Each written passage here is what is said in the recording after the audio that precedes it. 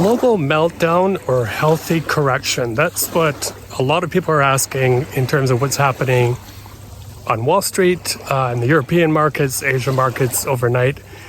Whatever it is, I'm one of those people who are counting my blessings for not having money in the market today, or in cryptocurrencies, or in tech stocks. Everything is falling. You can ask 5 different analysts about what's going on, and you'll probably get 5 different opinions, many of them contradictory. But one thing we do know, for example, in Japan, which took a real hit. I mean, their stock market fell in the double digits overnight U.S. time. But look, the yen was very cheap. People would borrow the yen. They would take it outside of the country, buy assets or stocks or whatever, and then that money would go back to Japan. But the problem is because interest rates there were in negative territory. Now they're creeping up into positive territory.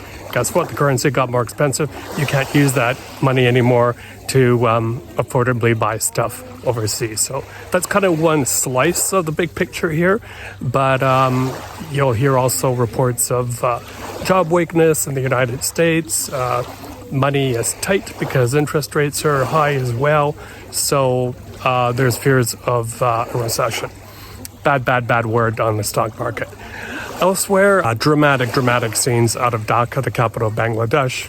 The authoritarian Prime Minister, Sheikh Hasina, who's kept herself in power over many elections by manipulation, threats, has gone. She's fled to India, and she's apparently welcome there. And meanwhile, the army chief has said, "Hey, I'm in charge," and it's only going to be an interim government. Well, we've heard that before. What I find happens in many of these scenarios is these men in fatigues trade in their daily wear to Versace suits, and guess what? Soon people forget that how they took power, or that they seized power in undemocratic means. I don't think that will happen in Bangladesh, but a big reason for what's happening there is just people got really tired of her government's manipulative ways, quota system for government jobs, and just massive economic disparities.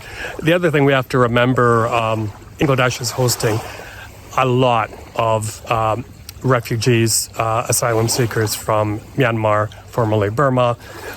Big load for the country.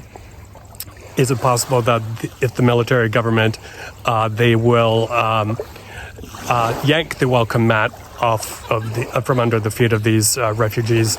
I have been there, and I have talked to them in person.